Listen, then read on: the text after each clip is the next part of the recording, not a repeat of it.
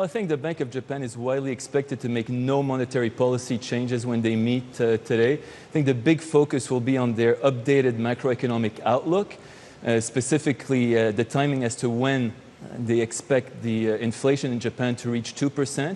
I think at CBA we expect the Bank of Japan to push out the timing as to when they expect inflation to reach 2% from currently fall 2019 to further out.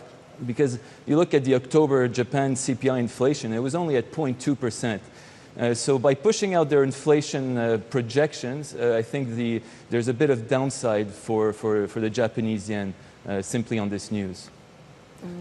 Okay, so downside for the yen going forward. We've also got central banks in the US, the European Central, the BOE rather, let me get that right. The Bank of England, yeah. And of course we've got the NFP. So there's a huge amount of event risk out there in the market right now. What is the strongest trade ahead of that? I think, well, I mean, if we go to, in terms of central bank meeting this week, Bank of England widely expected to raise interest rates by 25 basis points to 0.5%.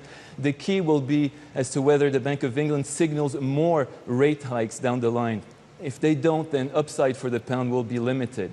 Now, as for the FOMC, Fed, again, widely expected to make no monetary policy change, keep interest rates in their 1 to 1.25% range, largely because U.S. inflation pressures remain muted. We had overnight the core PCE deflator fairly low at 1.3% in October. So that simply reinforces the case for a very gradual Fed interest rate normalization process, and at least the Fed being on hold in November, before raising interest rates in December, however.